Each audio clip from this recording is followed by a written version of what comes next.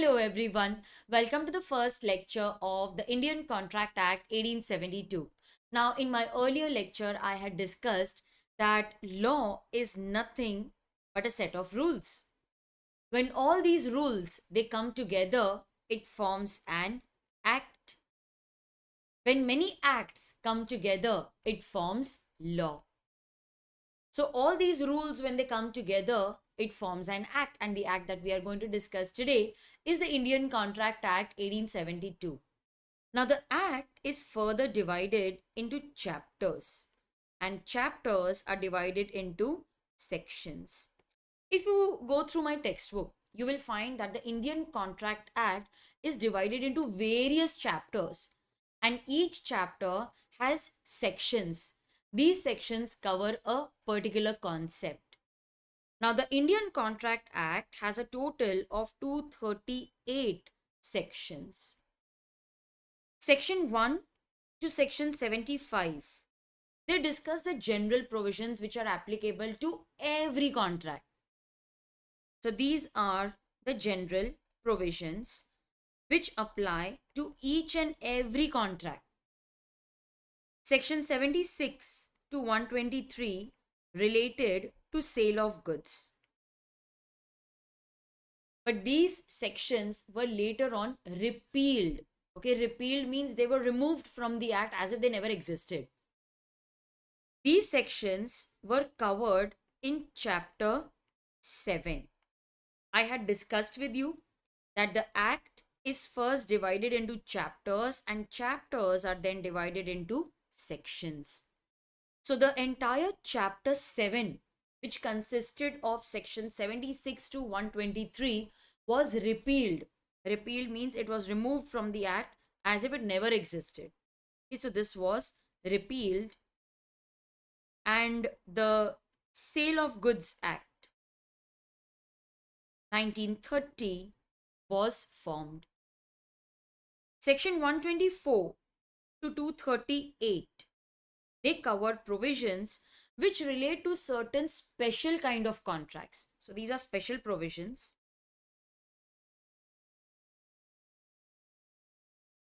which apply to special type of contracts like indemnity guarantee,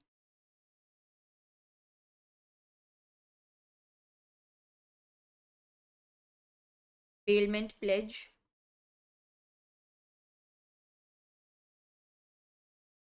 and agency.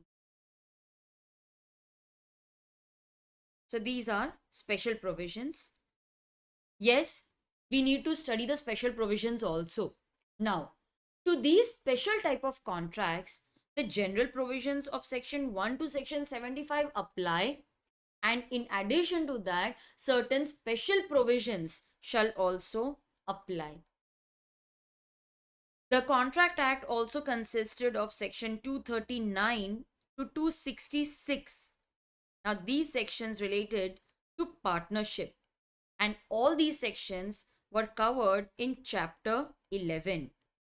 Okay, so the entire chapter was repealed. Okay, this chapter was also repealed, and the Indian Partnership Act 1932 was formed. So if you see today in the Indian Contract Act, you will find the general and the special provisions only. The Sale of Goods Act, the entire chapter, and the Partnership Act, entire chapter, was repealed and respective acts were formed. Section 1 to section 75, which cover the general provisions, as well as section 124 to 238, which cover special provisions, are applicable for your exam. So we are going to study everything properly and in detail. But before I discuss the concepts, I would like to inform you that the Indian Contract Act 1872 came into force on 1st September 1872. Which date? Yes, 1st September 1872. Could you repeat it for me? The Indian Contract Act came into force on 1st September 1872. Now, this act came into force on 1st September 1872. It means it applies to all the contracts entered after 1st September 1872. But, ma'am, there would have definitely been contracts entered before 1st September 1872. But the Contract Act was not applicable then. What applied? We discussed in my earlier session that the personal laws, yes, the personal laws applied. So if the contract was between two Hindus, the Hindu law applied. If the contract was between two Muslims, the Muslim law applied. If the contract was between one Hindu and one Muslim, then the law, the personal law of the defendant applied. So we had discussed all this earlier. But what if, ma'am, there is no personal law or the personal law is silent? Then in that case, English law applied. Even today, if we get stuck somewhere and there is nothing to guide us in the Indian law, today also we refer the English law because we have the same judiciary system. We have adopted the judiciary from the Britishers because they ruled us for many years.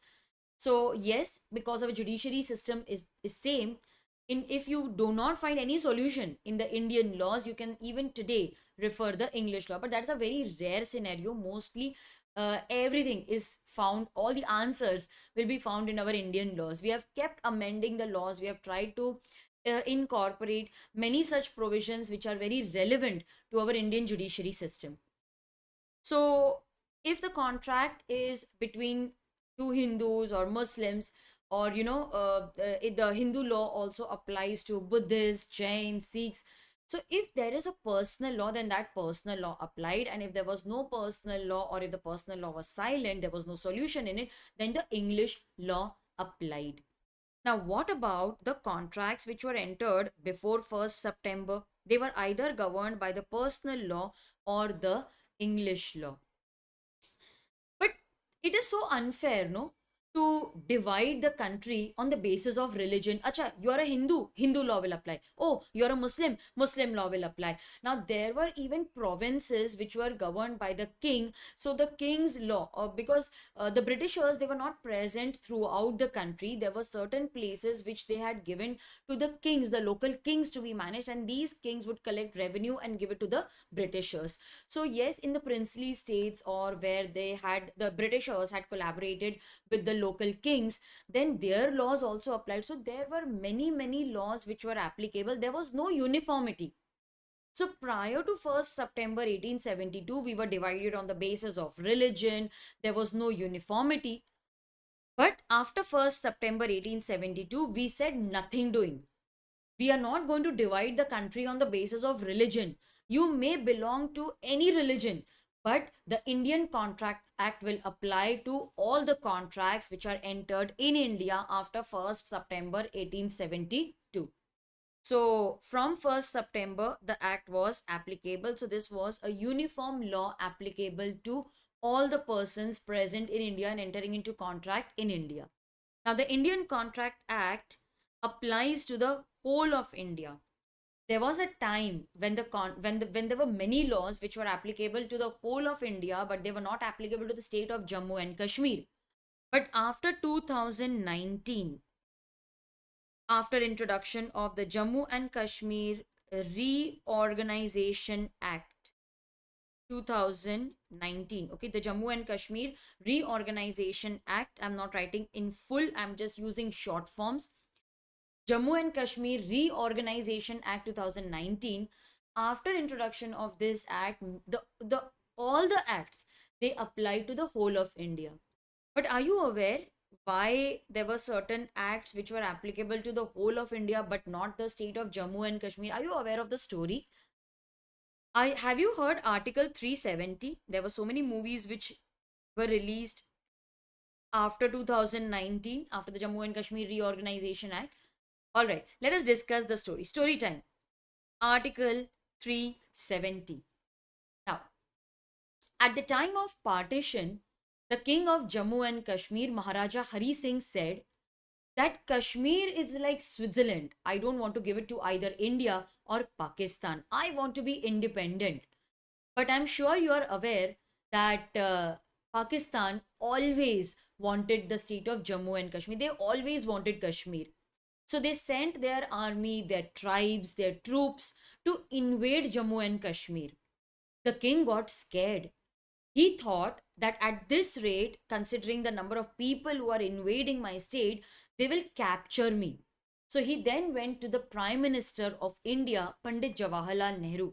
He said, Nehru, please help me to save Kashmir from these Pakistanis and various other tribes who have joined Pakistan and they are trying to capture Kashmir. Please help me save Kashmir from them. Panditji said that, listen, you are not a part of India. So, how can I give my Indian army to defend you?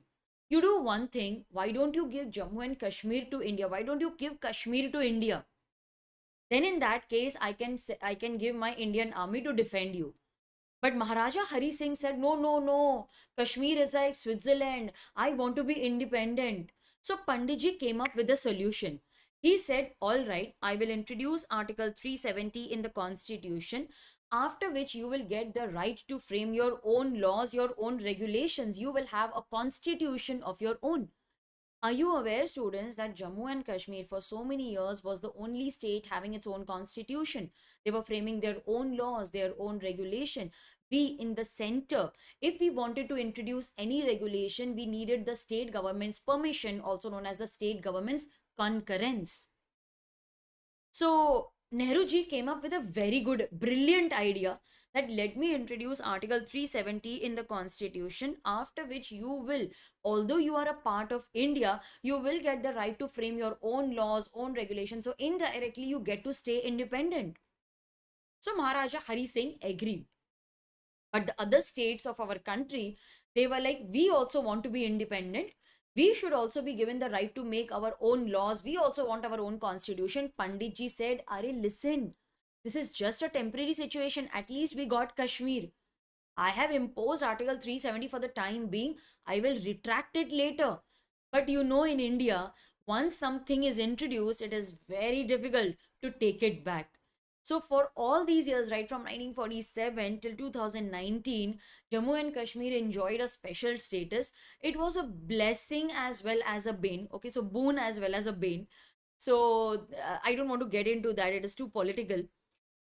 So after Article 370 was introduced, Jammu and Kashmir had the right to make their own laws, right to frame they had their own constitution. So there were many laws which were applicable to the whole of India, but they were not applicable to Jammu and Kashmir. But in 2019, the Modi government said that Kashmir is very much a part of India. Why should they have separate laws? So they removed Article 370 from the Constitution, and now the laws, the acts apply to whole of India, they also apply to Jammu and Kashmir. So that was the story behind Article 370. Wasn't it interesting? Yes.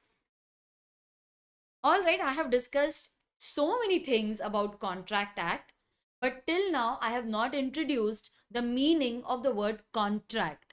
Let us try to understand contract with the help of a very practical and interesting example. Let's say that Karan Johar wants to make a movie बहुत कुछ होता है, which will be a sequel of कुछ कुछ होता है. So he approached his favorite actor Shah Rukh Khan. He said, Shah Rukh, I want to make a movie बहुत कुछ होता है, which will be a sequel of कुछ कुछ होता है. Will you act in my movie? Shah Rukh says, all right, you leave the script, I will go through it and I will let you know. So Shah Rukh read the script and he said, fantastic, I will work in your movie. Karan says, see, promise na. Later then don't tell me that I don't have dates. I don't have time. Are nahi, all the dates are yours. Anyways, I don't have any other movie. Okay. Then Shah Rukh says, how much money will you give me? Karan says, I will give you some X crores of rupees. Promise na? Later on, don't tell me that I don't have money. Are nahi, pakka promise.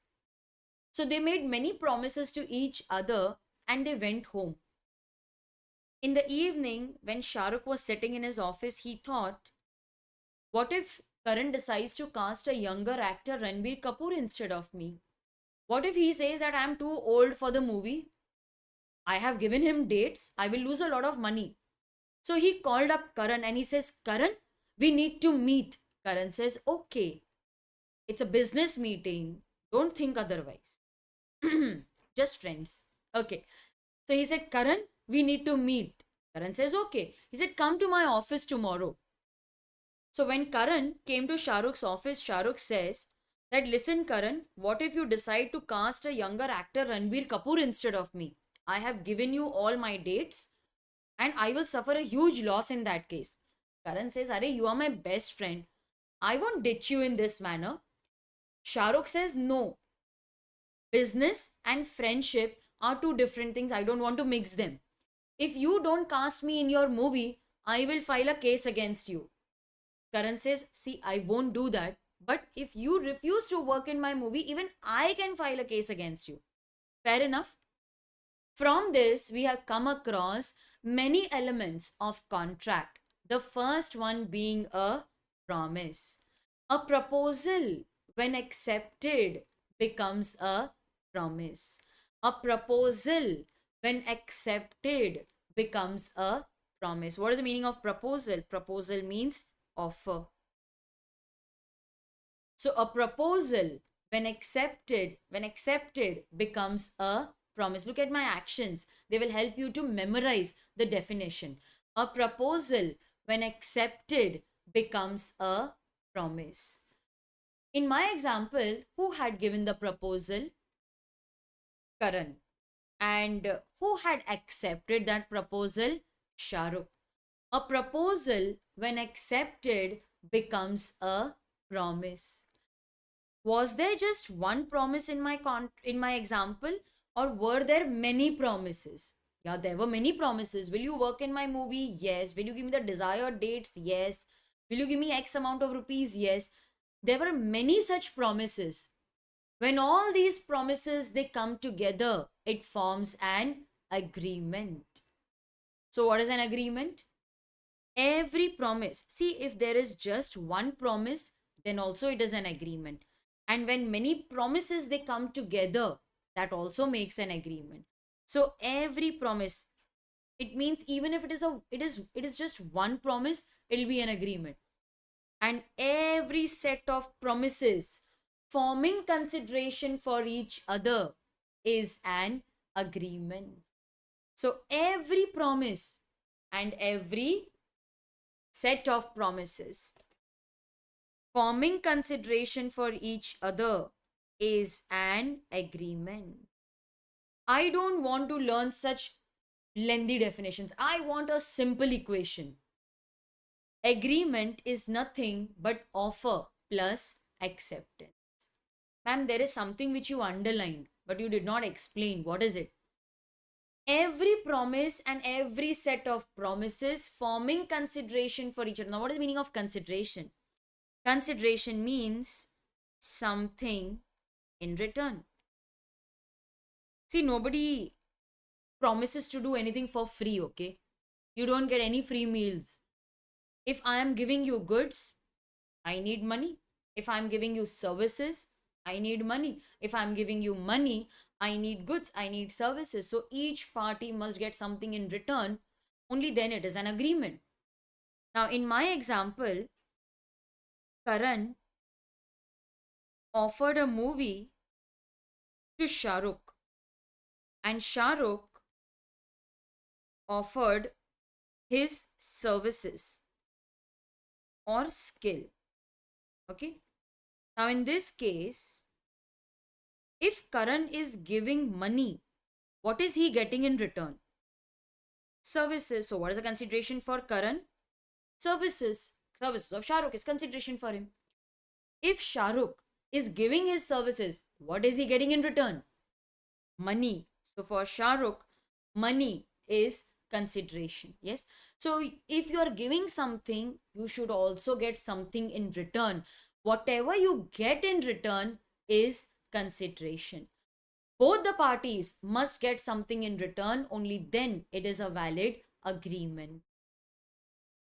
We will leave the concept of consideration for the time being. Okay, leave it for the time being. Let us revise. What is a promise? A proposal, when accepted, becomes a promise. Every promise and every set of promises forming consideration for each other is an agreement. The equation is offer plus acceptance. Were there just this many facts in my example, or was there something else? Was there something more? Yes? What? Yes, if one party defaults, other party can file a case. You can take action. You can take legal action. That aspect was also covered. If you don't cast me in your movie, I will file a case against you. That element is known as enforceability. Enforceability means intention to sue, intention to file a case. If one party defaults, other party can take action. I'll write that also. If one party defaults, other party can take action.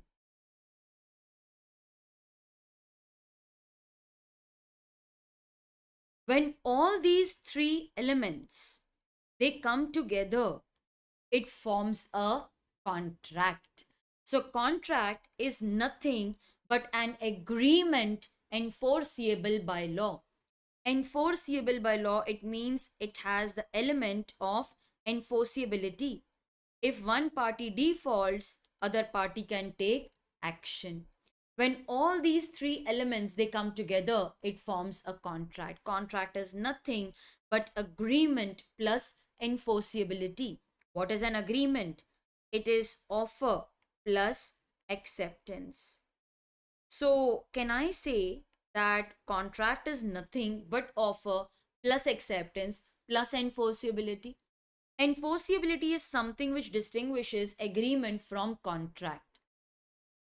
What is the meaning of enforceability? Enforceability means parties must have an intention to sue, they must have an intention to file a case. If one party defaults, other party can take action. See, if there is no enforceability, it means that agreement has no legal standing, it has no legal recognition. If I don't have an intention to file a case, law says that I don't recognize that at all. If you're not going to come and file a case, so it is of no use to me. So mere agreement is just like, two parties who are agreeing to do some things. But if one party defaults, other party will never be able to take action. So law says, what is it of any use to me? It is just an agreement. You both settle it. But only when I show intention to sue, when I show intention to file a case, then it becomes a contract which is legally enforceable. It has a good standing in the eyes of law. The question arises, how will we show this intention? Is it always compulsory that contract must be in writing? No. Oral contracts are very much valid. Now, let's say that I am teaching you in a live class. I just took few thousands as fees from you and I started teaching and I said you pay the balance next month. It was just an oral agreement between us, but all my other students, staff members were also standing as witness. So it is understood that if I am giving you services, I intend to be paid for it, and if you don't pay, I will file a case. So oral agreements are also valid if we properly show. See, you need not always tell, if you don't perform your promise, I will file a case. There are certain cases in which we assume, there is an, I will teach you all that. I will go through various examples and you will be able to identify.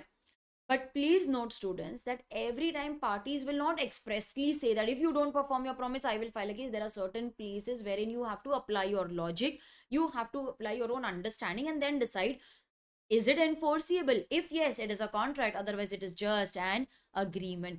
Ma'am, we don't understand concepts just by one example. We need to discuss more examples. Of course, I have more examples for you.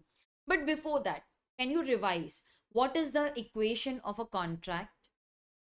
Contract is nothing but agreement plus enforceability. What is an agreement? Offer plus acceptance. So can I say to make a valid contract, I need offer, I need accept. Oh, my battery. I'll just put it for charging. Okay. So to make a valid contract, I need offer, I need acceptance, and I need enforceability. Let us discuss more examples to clear our concept. Now, if all these elements are present, only then it is a valid contract. Otherwise, it is just an agreement having no value in the eyes of law. See, when you can't file a case, then it is of no use, no? Mr. X agrees to sell his house to Y for 50 lakh rupees. Okay, so Mr. X agrees to sell his house to Mr. Y for 50 lakh rupees. All right. So X asked Y, will you buy my flat for 50 lakh? He said, yes, I will buy it. Was there offer? Yes. Was it accepted? Yes. What becomes? It is an agreement. Yes. What does it become? It becomes an agreement. But to make a contract, I need enforceability also. What if X gave the flat, but Y refused to pay 50 lakh rupees? Can X file a case? Yes. There is enforceability. Is it a contract? Yes.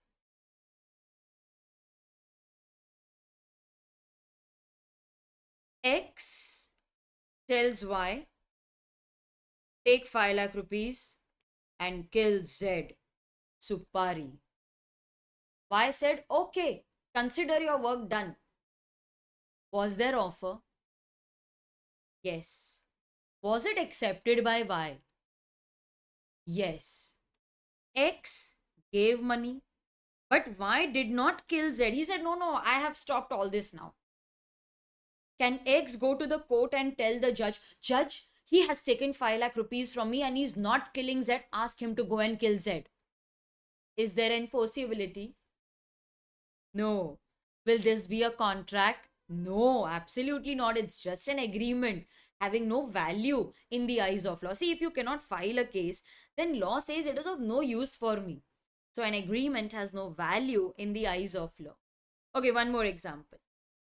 X and Y, they were watching a cricket match, India-Pakistan. X says, Arey, India will win. Y says, no, no, very poor performance. India will lose. You want to bet? They have entered into a bet. Was there offer? Was there an offer for the bet? Yes. Was it accepted? Yes.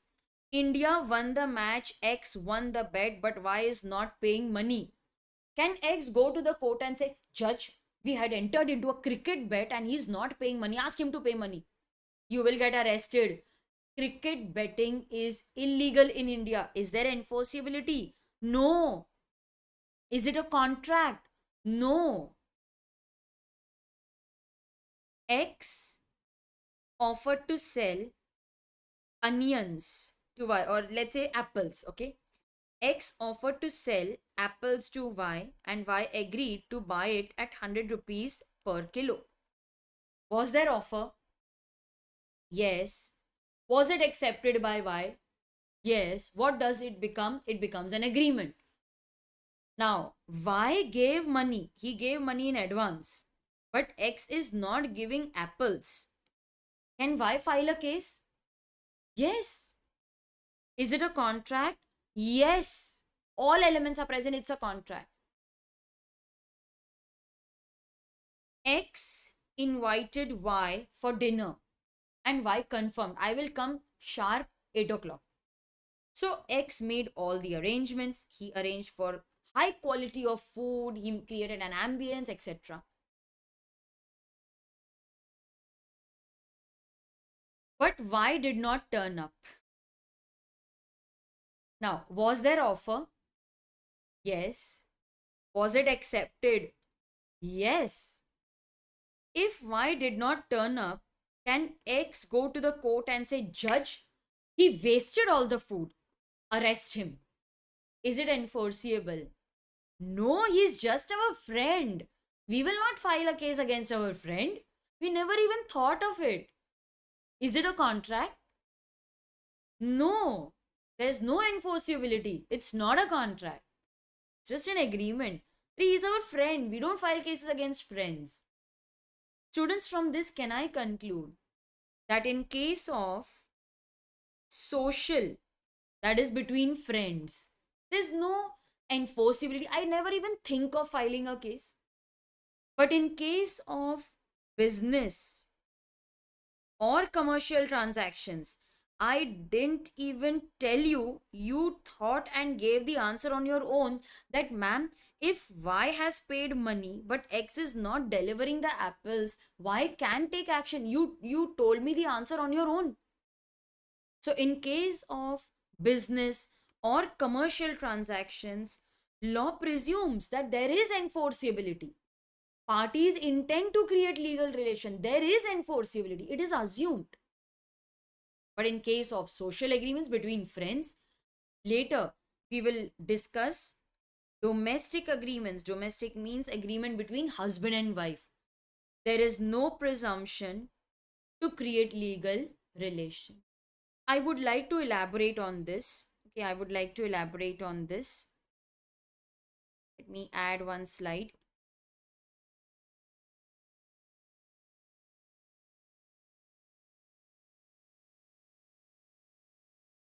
Okay. You can write along with me in your notebook. In case of business or commercial transaction, we presume, okay, we presume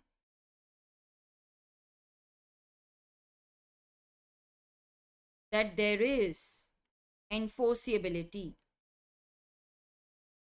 Okay, we assume that, yeah, parties will file a case. If one party defaults, other party will take action. It is presumption. You need not even agree separately.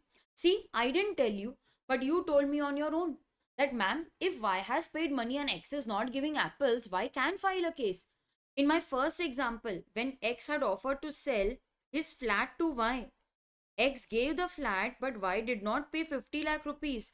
I did not mention, but you on your own told me, ma'am, if X has given the flat and Y is not paying money, X can file a case. So, in case of business or commercial transactions, we assume that yes, there is enforceability, there is intention to file a case. However, in case of social, between friends, domestic, between family members, husband, wife, father, son, mother, daughter, between family members. So, in case of social or domestic transactions, we assume, okay, we presume that there is no enforceability. We assume that parties never intended to file a case. Now, let me give you one more example. Okay, we discussed an example of friend inviting the other friend for dinner. Now, let me give you one more example. You told your mom, Mama, if today I get full marks in my test, will you make pav bhaji for me? Mom agreed. You got full marks in your test. You reached home. You told Mama, I got full marks in my test. Today we will have pav bhaji for dinner. She said, okay. You went to play. You came home. Mama served dinner and you saw that she made a very boring vegetable. Something that you don't like at all. She said, no, today I was very tired. I didn't make pav bhaji. I will make it tomorrow for dinner. Can you tell your mama, Mama, come to the police station. I want to file a case against you. You did not fulfill your promise. When you had entered into a contract or an agreement with your mom, you never had any intention to file a case. You must have not even thought about it. You must have never even thought that if your mother doesn't make pav bhaji, you will file a case against her. So law presumes that in case of social or domestic agreement, social means between friends. Domestic means between family members. We assume that parties never had intention to sue or never had intention to file a case. We assume it. This is between family members. We presume that there's no enforceability. Now, let's say that husband promised to give 25,000 rupees to wife. Okay. Wife said, wait. This is a domestic agreement. If you promise and later you don't pay me, I will not be able to file a case. Wait here only, wait, don't go anywhere. She went to the room, brought a piece of paper and a pen, and she told the husband, you write and give it to me. If you don't pay, I will file a case against you. Now in this case, she is adding enforceability. If the husband fails to pay, can the wife take action against the husband? Yes. So even though the agreement is between husband and wife, it's a domestic agreement, you can separately add enforceability. Ma'am, is it always to be in writing? No, it is preferred because writing shows proof. Even if it is an oral agreement and you have a witness, you can tell the witness, see, you tell me, didn't my husband promise in front of you that he will pay 25,000 rupees to me? And didn't I tell him that if you don't pay, I will file a case? Tell me, witness. Yes, yes, ma'am. Yes, yes, my lord. The wife had told the husband that if you don't pay, I will file a case against you. Some intention was shown, then even though it is a domestic agreement, it will still be considered as a validly enforceable contract.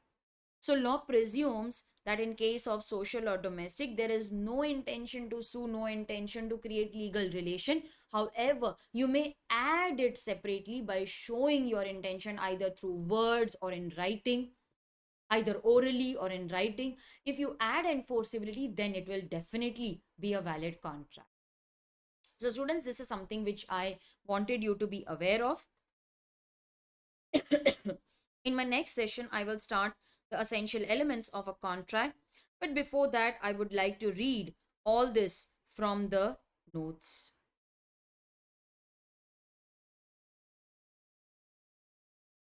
Law is nothing but a set of rules. These are my notes. So you please highlight all this in your textbook. Yes, please highlight all this in your textbook.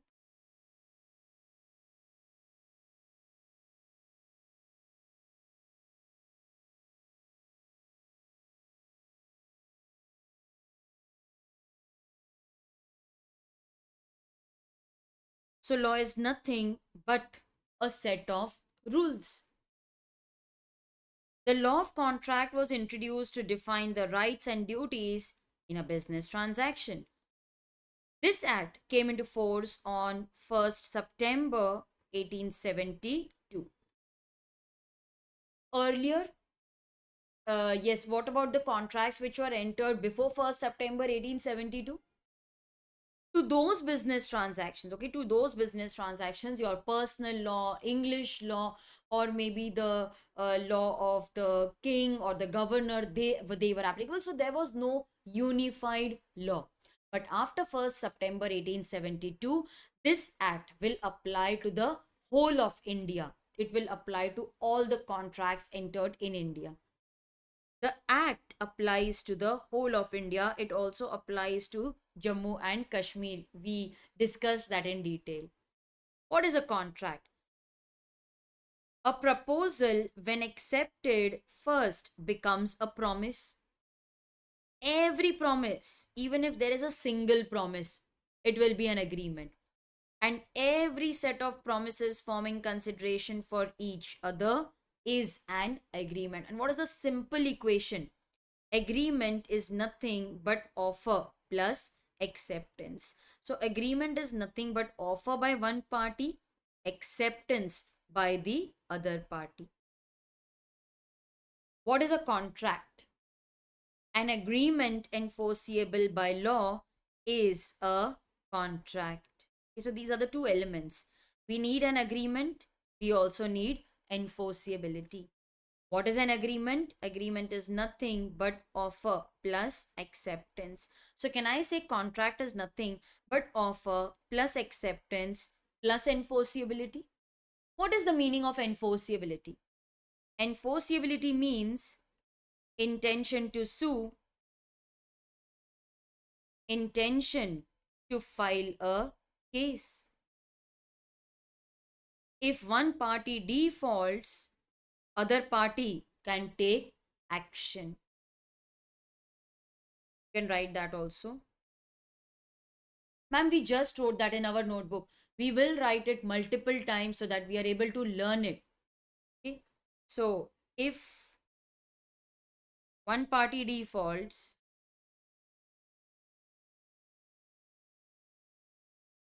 other party can take action. This is nothing but enforceability. In what kind of transactions we presume that parties have intention to sue? There is a presumption that parties intend to create legal relation, business commercial or social and domestic. Business commercial. In case of business or commercial agreements, the usual presumption is that parties intend to create legal relation. But in case of social or domestic agreements, the usual presumption is parties do not intend to create legal relation. Why is it so? Please have some patience. I will discuss it with you when we study the case law Balfour versus Balfour. So there are still so many things that you need to learn. Ma'am, why is it so? Why is it that in case of social or domestic there is no such intention? I will give you the logic, but after some time. Okay, in these two examples, can you identify which of them will be a contract? In which of these there is enforceability? The first one will be a contract. There is enforceability because it is a business or a commercial transaction. So we assume that if one party defaults, other party can take action. But in the second example, this is just a social agreement. And we know that in case of social agreements, parties do not intend to create legal relation. We assume, okay, unless, yes, unless of course you add such enforceability, which I explained earlier. There's a social agreement. Parties have not expressly agreed. So in this case, we will presume that they do not intend to create any legal relation. There is no enforceability. In case of social agreement, at the time of formation of the contract, parties did not intend to create legal relation, hence they cannot file a case. It's not a contract. What is the difference between agreement and contract? Can be asked as an exam question. What is the meaning of agreement? Every promise and every set of promises forming consideration for each other is an agreement. So we start with the definition. Agreement is nothing but offer plus acceptance. What is a contract? An agreement enforceable by law is a contract. Wait now. Did you notice something over here? Section 2, clause B, 2, clause E. I will explain all this in my next session. In my next video, I will discuss in detail what is a section, what is a clause, what comes after section, is it subsection or is it directly clause? I will be discussing all that. Just give me some time. So let's keep this pending and we will discuss it in the next session. All right. So section 2 clause H defines contract. Contract is nothing but an agreement enforceable. I'll write it over here. Section 2 clause H. An agreement enforceable by law is a contract. Contract is nothing but agreement plus enforceability. Agreement is a very wide term. It includes both legal as well as social agreement. Yes, social, domestic agreements, everything is included over here. However, contract is very narrow in its sense. It includes only those agreements which are legally enforceable. It only includes those agreements where there is enforceability. So I am looking for enforceability. Agreement may or may not create a legal obligation. Sometimes it is just a social agreement. Contract normally creates legal obligation. All agreements, they are not contracts, but all contracts are agreements. Do you agree with this? Yes, ma'am, it is very clear. What distinguishes them? They are saying that all agreements are not contracts, but all contracts are agreement. What is the equation of contract? Contract is agreement plus enforceability. So it means to make a valid contract, I need an agreement. So all contracts are agreements, but all agreements are not contract. Agreement is offer plus acceptance. Be ready with the answer, and we will discuss that in my next session when I discuss what is a section, subsection with you. Why not discuss it now itself? I want you to try and attempt those questions on your own. I will not give spoon feeding. Huh? I will not give you everything ready made. I will force you to think. I will force you to jot down points. And only then I will discuss with you. I want to train you since the beginning. I want you to start applying your mind. I want you to start applying these concepts. I don't want to give you the answers directly. So that is going to be my approach. All right. Now, agreement is offer plus acceptance, and contract is agreement plus enforceability. So, what actually distinguishes agreement from contract? It is enforceability. If there is intention to sue, it is a contract. Otherwise, it's just an agreement. So, agreement is offer plus acceptance. It misses one very important element of enforceability. So, all agreements are not contracts, but all contracts are agreements. So, students, there are a few questions which I want you to attempt on your own. Don't look at the model answer. Just try attempting them on your own. And when we meet next, I will discuss these questions with you. And we will also study what is a section, what is a subsection, what is a clause, how to differentiate between them. I will teach you everything very practically. But in today's session, I hope that you understood all the concepts because we covered everything in detail. Learn law like never before with me, CA Preeti Agarwal. This was just the beginning. Our concepts will get stronger and stronger with every lecture.